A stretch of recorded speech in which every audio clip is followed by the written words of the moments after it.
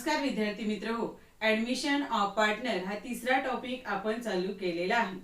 त्यामध्ये आपण treatment of goodwill म्हणजे अकाउंटच्या पुस्तकामध्ये गुडविलचे रेकॉर्डिंग कसं करायचं ते पाठीमागच्या तासामध्ये बघितलेलं आहे।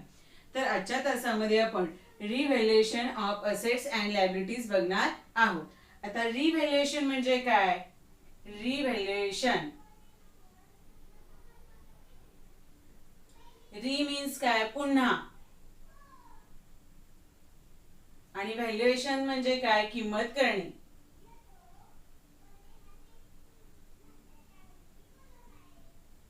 पुन्हा किंमत करणे म्हणजे पुनर्मूल्यांकन। पार्टनरशिप फर्म मध्ये ज्या काही असेट्स आहेत, लायबिलिटीज आहेत, त्यांचं रिव्हॅल्युएशन केलं जातं म्हणजे पुनर्मूल्यांकन केलं जातं। आता हे कधी केलं जातं? तर at the time of reconstitution of the partnership firm assets and liabilities of the firm are revalued. म्हणजे पार्टनरशिप फर्मचं जेव्हा रिकॉन्स्टिट्यूशन होतं, म्हणजे जेव्हा तुम्ही एखाद्या न्यू पार्टनरला ऍडमिशन देता, एखादा पार्टनर रिटायर्ड होतो किंवा एखाद्या पार्टनरची डेथ होते, तेव्हा पार्टनरशिप फर्म मध्ये ज्या काही असेट्स आहेत, ज्या काही लायबिलिटीज आहेत, त्यांचं रिव्हॅल्युएशन केलं जातं, पुन्हा किंमत काढली जाते। आणि रिव्हॅल्युएशन केल्यानंतर आलेला जो फरक आहे तो कुठे ट्रान्सफर केला जातो? रिव्हॅल्युएशन अकाउंटला ट्रान्सफर केला जातो। रिव्हॅल्युएशन अकाउंटला profit and loss adjustment account असं सुद्धा म्हणतात। आता हा जो revaluation account is nominal account. Revaluation account कुठला अकाउंट आहे? नॉमिनल अकाउंट आहे। या अकाउंटला नॉमिनल अकाउंटचे रूल्स लागू होतात, म्हणजे debit the all expenses and losses, credit the all incomes and gains. आता न्यू पार्टनरला ऍडमिशन देण्यापूर्वीचा जो आपला बॅलन्स शीट असतो, old balance sheet, old balance sheet मध्ये असेट्स अँड लायबिलिटीची असणारी किंमत म्हणजे बुक व्हॅल्यू, आणि त्याच असेट्स अँड लायबिलिटीची मार्केटमध्ये असणारी प्राइस म्हणजे मार्केट व्हॅल्यू, याच्यामध्ये डिफरन्स असू शकतो, फरक असू शकतो। जेव्हा आपण न्यू पार्टनरला ऍडमिशन देतो त्यावेळी हा जो डिफरन्स आहे, हा जो फरक आहे असेटच्या किंवा लायबिलिटीच्या किमतीमधला, तो काढला जातो आणि तो फरक रिव्हॅल्युएशन अकाउंटला ट्रान्सफर केला जातो। फॉर एक्झाम्पल द्यायचं झालं तर समजा बॅलन्स शीट मध्ये, ओल्ड बॅलन्स शीट मध्ये म्हणजे न्यू पार्टनरला ऍडमिशन देण्यापूर्वीचा जो बॅलन्स शीट आहे, त्या बॅलन्स शीट मध्ये तुमच्या मशिनरीची किंमत समजा किती आहे? 50,000 रुपये आहे, आणि त्याच मशिनरीची मार्केट मधली प्राइस किती आहे? समजा 70,000, 70,000 आहे। बॅलन्स शीट मध्ये किती आहे? 50,000, आणि मार्केट मध्ये किती आहे? 70,000। म्हणजे कितीचा फरक आला? 20,000चा। म्हणजे तुमच्या मशिनरीची जी किंमत आहे ती 20,000 रुपयांनी वाढलेली आहे। मग हा जो 20,000 जो फरक आहे मशिनरी मधला, तो कुठे ट्रान्सफर केला जातो? रिव्हॅल्युएशन अकाउंटच्या क्रेडिट साईडला ट्रान्सफर केला जातो। असंच पार्टनरशिप फर्म मधल्या ज्या काही सगळ्या असेट्स आहेत, लायबिलिटीज आहेत, त्यांचं रिव्हॅल्युएशन केलं जातं आणि आलेला जो डिफरन्स आहे तो रिव्हॅल्युएशन अकाउंटला ट्रान्सफर केला जातो। तसंच न्यू पार्टनरला ऍडमिशन देतेवेळी तुमच्या पार्टनरशिप फर्म मध्ये काही अनरेकॉर्डेड असेट्स आणि लायबिलिटी सुद्धा असू शकतात, मग त्यांचं रेकॉर्डिंग सुद्धा रिव्हॅल्युएशन अकाउंट मार्फत केलं जातं। आता समजा तुम्ही सगळ्या असेट्स आणि लायबिलिटीचं रिव्हॅल्युएशन केलं आणि आलेला डिफरन्स जो आहे, फरक जो आहे, तो कुठे ट्रान्सफर केला? रिव्हॅल्युएशन अकाउंटला ट्रान्सफर केला। मग शेवटी काय केलं जातं? रिव्हॅल्युएशन अकाउंट क्लोज केला जातो, आणि रिव्हॅल्युएशन अकाउंट क्लोज केले आलेला जो किंवा प्रॉफिट किंवा लॉस आहे तो ओल्ड पार्टनर्स मध्ये ओल्ड प्रॉफिट शेअरिंग रेशो मध्ये डिस्ट्रीब्यूट केला जातो। म्हणजे न्यू पार्टनरला ऍडमिशन देण्यापूर्वी तुमच्या पार्टनरशिप फर्म मध्ये जे कोणी पार्टनर्स आहेत त्यांच्यामध्ये ओल्ड रेशो मध्ये हा रिव्हॅल्युएशनचा प्रॉफिट किंवा लॉस काय केला जातो? डिस्ट्रीब्यूट केला जातो। न्यू पार्टनरला म्हणजे नवीन पार्टनरला ह्या रिव्हॅल्युएशनच्या प्रॉफिट किंवा लॉसवर कुठल्याही प्रकारे हक्क असत नाही। आता हा जो रिव्हॅल्युएशन अकाउंट आहे किंवा त्यालाच दुसरं नाव काय आहे? Profit and loss adjustment account. मग ह्या अकाउंटला रेकॉर्डिंग कसं होतं ते जरा डिटेल्स मध्ये बघूया। समजा पार्टनरशिप फर्म मध्ये ज्या काही असेट्स आहेत त्यांच्या किमतीमध्ये काय झालेली आहे? वाढ झालेली आहे, increase in the value of asset. समजा पहिली व्हॅल्यू असेटची किती होती? समजा 50,000, 50,000, आणि आता व्हॅल्यू झालेली आहे किती? 70,000। म्हणजे असेटची जी किंमत आहे ती कितीनं वाढली? तर 20,000नं वाढली। मग हे जी 20,000 रुपये वाढ आहे ती तुम्ही कुठे ट्रान्सफर कराल? रिव्हॅल्युएशन अकाउंटच्या क्रेडिट साईडला। मग रिव्हॅल्युएशन अकाउंटच्या क्रेडिट साईडला लिहिणार आपण बाय असेट्स अकाउंट। किती वाढ झालेली आहे? समजा 20,000, ती जी काही अमाऊंट असेल ती आपण इथे लिहिणार, इथे ब्रॅकेट मध्ये लिहिते इन्क्रीज इन असेट। मग असेट्स कुठले आहेत? तर तुमचं लँड अँड बिल्डिंग आहे, furniture, machinery, building, stock, debtors या आपल्या काय आहेत असेट आहे. मग या असेटच्या किमतीमध्ये कितीनं वाढ झालेली आहे ती अमाऊंट आपण रिव्हॅल्युएशन अकाउंटच्या क्रेडिट साईडला लिहिणार. समजा मशिनरीमध्ये वाढ झाली तर आपण लिहिणार काय, बाय मशिनरी अकाउंट, आणि कितीनं वाढ झाली ती अमाऊंट आपण इथे लिहिणार. आता ह्याची जर्नल एंट्री काय होईल रे, जेव्हा असेटच्या किमतीमध्ये वाढ होते तेव्हा याची जर्नल एंट्री काय होईल, तर आता रिव्हॅल्युएशन अकाउंटच्या कुठल्या साईडला आपण रेकॉर्डिंग याचं केलेलं आहे, क्रेडिट साईडला, बरोबर आहे. म्हणजे रिव्हॅल्युएशन अकाउंटला काय येईल, क्रेडिट येईल, आणि त्या पर्टिक्युलर असेट्सला काय येईल, डेबिट येईल. म्हणजे जर असेटच्या किमतीमध्ये जर असेटच्या किमतीमध्ये वाढ झाली तर त्याची जर्नल एंट्री काय होईल, assets account debit to revaluation account. मग जेवढ्या किमतीने वाढ झालेली असेल ती अमाऊंट इथं येईल. नॅरेशन काय येईल, being increase in the value of asset. आता समजा पार्टनरशिप फर्मच्या ज्या काही असेट्स आहेत त्यांच्या व्हॅल्यू मध्ये घट झालेली आहे, त्यांची किंमत कमी झालेली आहे. कमी झालेली आहे म्हणजे कुठं येणार, रिव्हॅल्युएशन अकाउंटच्या डेबिट साईडला. मग रिव्हॅल्युएशन अकाउंटच्या डेबिट साईडला लिहिणार आपण टू असेट्स अकाउंट. जी कुठली असेट असेल, जी असेट्स असेल त्या असेटचं, त्या पर्टिक्युलर असेटचं नाव इथं येईल. कितीनं किंमत कमी झाली ती अमाऊंट इथं येईल. ब्रॅकेटमध्ये इथं लिहिते आपल्या माहितीसाठी, डिक्रीज इन असेट. डिक्रीज म्हणजे घट, डिक्रीज इन असेट. आता ह्याची जर्नल एंट्री कशी होईल, आता बघा सोपं आहे, जर्नल एंट्री तयार करणं पण सोपं आहे. हे रिव्हॅल्युएशन अकाउंटच्या कुठल्या साईडला लिहिलेलं आहे आपण, डेबिट साईडला. म्हणजे रिव्हॅल्युएशन अकाउंटला काय येणार, debit. Revaluation account debit to assets account. ती जी पर्टिक्युलर असेट आहे त्या असेटचं नाव येईल इथं टू असेट्स अकाउंट. नॅरेशन काय येणार, being decrease in the value of asset. तुमच्या लक्षात आलं का, जर समजा असेटची किंमत वाढली तुमच्या पहिल्यापेक्षा तर कितीनं वाढली ती अमाऊंट कुठं येईल, रिव्हॅल्युएशन अकाउंटच्या क्रेडिट साईडला. आणि जर समजा पहिल्यापेक्षा तुमच्या असेटची किंमत कमी झाली तर ते कुठं येईल, रिव्हॅल्युएशन अकाउंटच्या डेबिट साईडला. आणि कितीने कमी झाली ती अमाऊंट येईल इथं, आणि त्या पर्टिक्युलर असेटचं नाव आणि त्याची जर्नल एंट्री.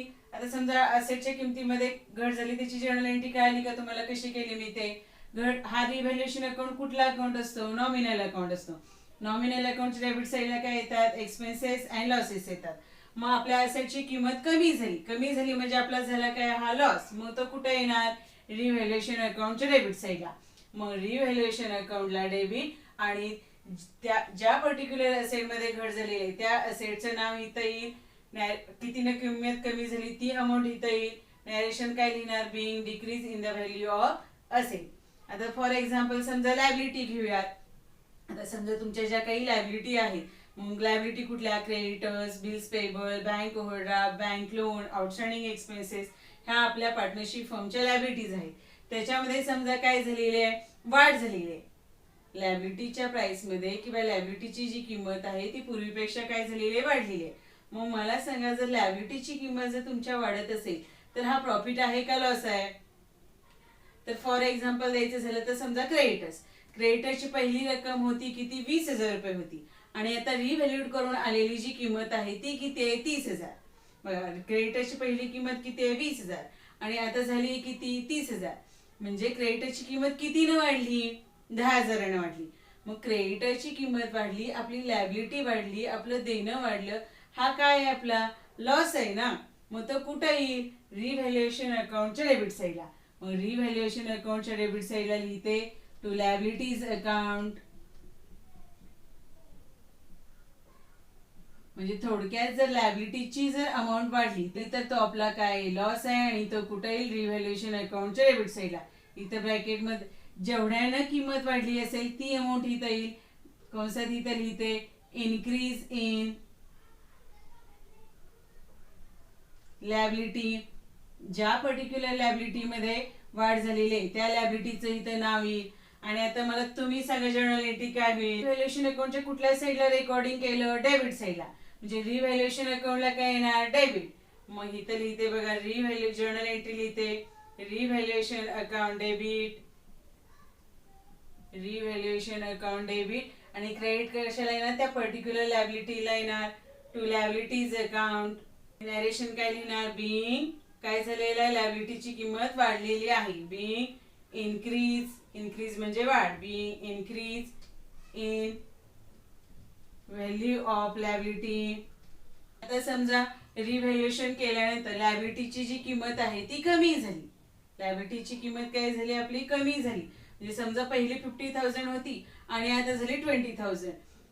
50,000 होती आता झाली किती, 20,000. म्हणजे कितीचा फरक आला, 30,000चा. 30,000 न आपल्या लायबिलिटीज काय झाल्या, कमी झाल्या.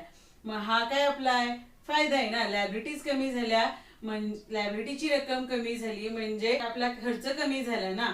मग खर्च कमी झाला म्हणजे काय झाला, एक प्रकारे आपला फायदा झाला. मग हा कुठं येईल, रिव्हॅल्युएशन अकाउंटच्या क्रेडिट साईडला.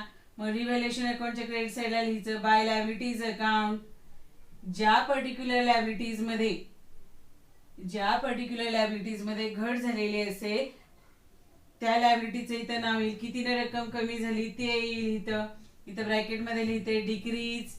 डिक्रीज म्हणजे घट, त्यालाच रिडक्शन सुद्धा म्हणतात. Decrease in liability. आणि आता ह्याची जर्नल एंट्री काय होईल सांगा बरं. रिव्हॅल्युएशन अकाउंटच्या कुठल्या साईडला आपण रेकॉर्डिंग केलं, क्रेडिट साईडला. रिव्हॅल्युएशन अकाउंटच्या क्रेडिट साईडला रेकॉर्डिंग केलं म्हणजे रिव्हॅल्युएशन अकाउंटला आलं काय, क्रेडिट. आणि त्या पर्टिक्युलर लायबिलिटीला काय येणार, डेबिट. मग जर्नल एंट्री काय होते बघा, लायबिलिटी अकाउंट डेबिट. लायबिलिटीज जी पर्टिक्युलर लायबिलिटी असेल त्या लायबिलिटीला काय येईल, debit. Liabilities account debit to कुठला काय येणार, to revaluation account. To revaluation account.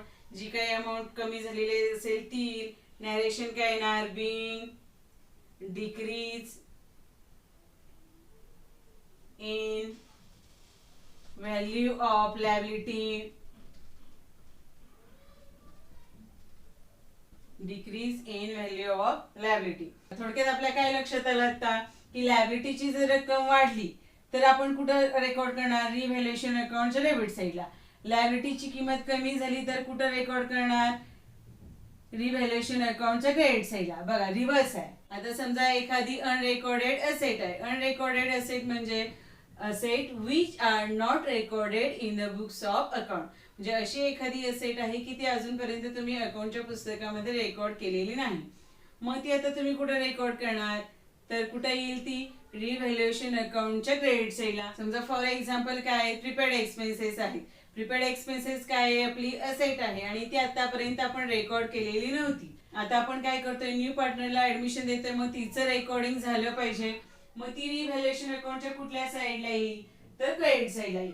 मग रिव्हॅल्युएशन अकाउंटच्या क्रेडिट साईडला लिहिणार आपण बाय असेट अकाउंट. जी पर्टिक्युलर असेट असेल त्या असेटचं नाव येईल, तिची अमाऊंट येईल, त्या असेटची काय अमाऊंट असेल ती.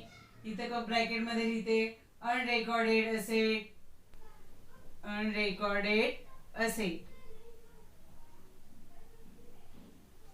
बघा एखादी असेट आपण रेकॉर्ड करतोय बरोबर, म्हणजे जी आतापर्यंत आपण रेकॉर्ड केली नव्हती ती रेकॉर्ड करतोय म्हणजे आपला फायदा होतोय, म्हणून ती कुठे आली, रिव्हॅल्युएशन अकाउंटच्या क्रेडिट साईडला. आता ह्या अनरेकॉर्डेड असेटची जर्नल एंट्री काय होईल, रिव्हॅल्युएशन अकाउंटच्या कुठल्या साईडला आपण रेकॉर्ड केली, क्रेडिट साईडला. म्हणजे रिव्हॅल्युएशन अकाउंटला काय येणार, क्रेडिट, आणि त्या पर्टिक्युलर असेटला काय येईल, डेबिट येईल. मग त्याची जर्नल एंट्री काय होते बघा, असेट अकाउंट डेबिट.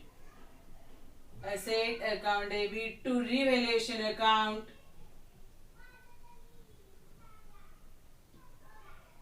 नॅरेशन काय येणार सांगा, बिंग अनरेकॉर्डेड असेट. अनरेकॉर्डेड म्हणजे नोंद न केलेली. अनरेकॉर्डेड असेट ब्रॉट मीन्स आणणे. In the books of account. In the books of account. एखादी अनरेकॉर्डेड असेट रिव्हॅल्युएशन अकाउंटच्या क्रेडिट साईडला रेकॉर्ड करतो तेव्हा जर्नल एंट्री काय होते, asset account debit to revaluation account. ठीक आहे. आता समजा एखादी लायबिलिटी आहे जी तुम्ही आतापर्यंत रेकॉर्ड केलेली नाही, म्हणजे अनरेकॉर्डेड लायबिलिटी आहे. मग अनरेकॉर्डेड लायबिलिटी असेल तर ती रिव्हॅल्युएशन अकाउंटच्या कुठल्या साईडला येईल, डेबिट साईडला.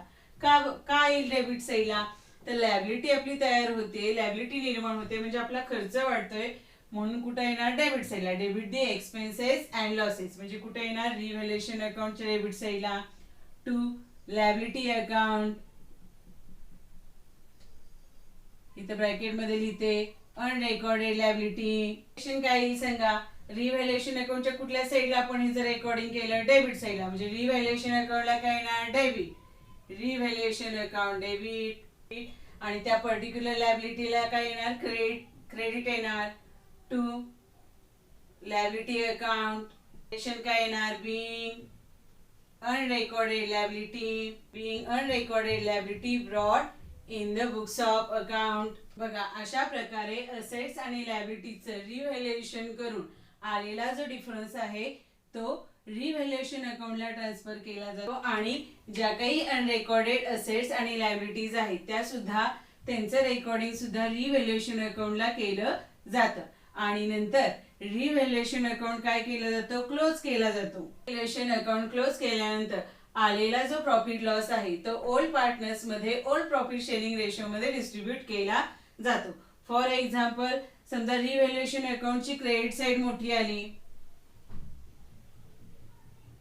रिव्हॅल्युएशन अकाउंटची क्रेडिट साइड मोठी आल्यानंतर फरक येणार आहे कुठल्या साईडला? डेबिट साईडला. आणि हा जो येणारा फरक आहे तो काय असेल? प्रॉफिट असेल. हा प्रॉफिट हा जो प्रॉफिट आहे तो कुठे ट्रान्सफर केला जातो? तर टू ओल्ड पार्टनर्स कॅपिटल और करंट अकाउंट.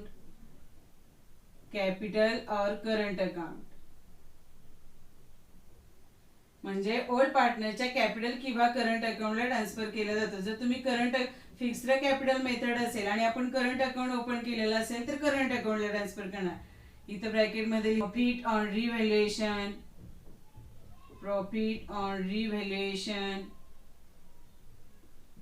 म्हणजे रिव्हॅल्युएशन अकाउंटची क्रेडिट साइड मोठी आली तर फरक येणार आहे कुठल्या साईडला? डेबिट साईडला. आणि तो काय असणार आहे? प्रॉफिट. तो प्रॉफिट आपण कुठे ट्रान्सफर करणार? ओल्ड पार्टनरच्या कॅपिटल किंवा करंट अकाउंटला ट्रान्सफर करणार त्यांच्या ओल्ड प्रॉफिट शेअरिंग रेशो मध्ये. आता ह्याची सुद्धा जर्नल एंट्री होईल. काय होईल सांगा? रिव्हॅल्युएशन अकाउंटच्या कुठल्या साईडला लिहिलं आपण? डेबिट साईडला. म्हणजे रिव्हॅल्युएशन अकाउंटला काय येणार? डेबिट येणार. Revaluation account debit.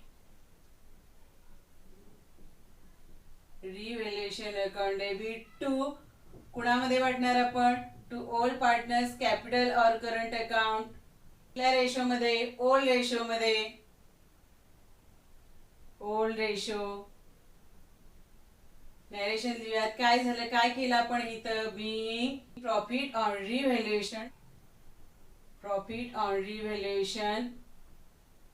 Transfer to partners capital और करंट अकाउंट. बघा, रिव्हॅल्युएशन अकाउंटची क्रेडिट साइड मोठी आली तर काय येणार आहे? प्रॉफिट येणार आहे. आणि हा प्रॉफिट आपण ओल्ड पार्टनर्स मध्ये ओल्ड प्रॉफिट शेअरिंग रेशो मध्ये वाटणार आहे. आणि त्याची जर्नल एंट्री काय होईल? Revaluation account debit to old partners capital और करंट अकाउंट. ओल्ड पार्टनर्स मध्ये आपण हा प्रॉफिट डिस्ट्रीब्यूट करणार आहे कुठल्या रेशो मध्ये? ओल्ड रेशो मध्ये.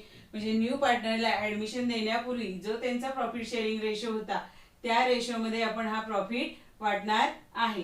नरेशन काय लिहिलं आपण? Being profit on revaluation transfer to partners capital और करंट अकाउंट. समजा रिव्हॅल्युएशन अकाउंट आपण क्लोज केला आणि रिव्हॅल्युएशन अकाउंटची डेबिट साइड मोठी आली म्हणजे फरक कुठल्या साईडला येणार आहे? क्रेडिट साईडला येणार आहे.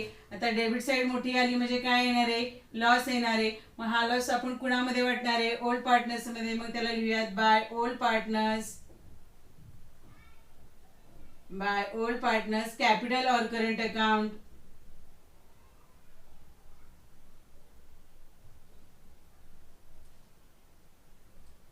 इथं कंसात ब्रॅकेट मध्ये काय लिहूयात? Loss on revaluation account close केल्यानंतर बघा, रिव्हॅल्युएशन अकाउंटची डेबिट साइड मोठी आली तर काय येणार आहे? लॉस येणार आहे. फरक येणार आहे कुठल्या? क्रेडिट साईडला. आणि तो लॉस आपण कुणामध्ये वाटणार आहे? ओल्ड पार्टनर्स मध्ये वाटणार आहे. मग आता याची जर्नल एंट्री काय होईल सांगा? आपण कुठल्या साईडला रेकॉर्ड केलं? रिव्हॅल्युएशन अकाउंटच्या क्रेडिट साईडला. म्हणजे रिव्हॅल्युएशन अकाउंटला क्रेडिट येईल आणि ओल्ड पार्टनर्स कॅपिटल और करंट अकाउंटला काय येईल? डेबिट येईल. मग याची लॉस ट्रान्सफर केलेल्याची जर्नल एंट्री काय होते बघा? ओल्ड पार्टनर्स कॅपिटल और current account debit to revaluation account, to revaluation account. Narration काय लिहिणार? being loss on revaluation, loss on revaluation transferred to partners capital or current account. बघा, revaluation account close केल्यानंतर जर आपल्याला लॉस झाला तर journal entry काय होणार आहे? ओल्ड पार्टनर्स कॅपिटल और current account to revaluation account. Narration काय येईल? Being loss on revaluation transfer to partners capital और करंट अकाउंट. मध्ये आपण काय बघितलं तर न्यू पार्टनरला ऍडमिशन देते वेळी पार्टनरशिप फर्म मध्ये ज्या काही असेट्स आहेत आणि लायबिलिटीज आहेत त्यांचं काय केलं जातं? रिव्हॅल्युएशन केलं जातं, पुनर्मूल्यांकन केलं जातं, पुन्हा त्यांची किंमत काढली जाते आणि रिव्हॅल्युएशन केल्यानंतर आलेला जो डिफरन्स आहे तो कुठे ट्रान्सफर केला जातो? रिव्हॅल्युएशन अकाउंटला ट्रान्सफर केला जातो. रिव्हॅल्युएशन अकाउंटला दुसरं नाव काय आहे? Profit and loss adjustment account आहे. असेट्स आणि लायबिलिटीच्या किमतीमध्ये जो येणारा डिफरन्स आहे तो रिव्हॅल्युएशन अकाउंटला कसा ट्रान्सफर करायचा ते आपण बघितलं आणि ते ट्रान्सफर करत असताना त्याच्या जर्नल एंट्री कशा होतात हे पण आपण बघितलेलं आहे. तर रिव्हॅल्युएशन अकाउंट आपल्याला प्रॉब्लेम सोडवताना उपयोगी पडणार आहे. तर पुढच्या तासामध्ये आपण ऍडमिशन ऑफ पार्टनरचे प्रॉब्लेम सोडवायला सुरुवात करणार आहोत. तर हे जे आपले अकाउंटचे व्हिडिओ तुम्हाला जर आवडत असतील तर लाईक करा, शेअर करा, सबस्क्राईब करा. ठीक आहे, इथं मी थांबते. थँक्यू.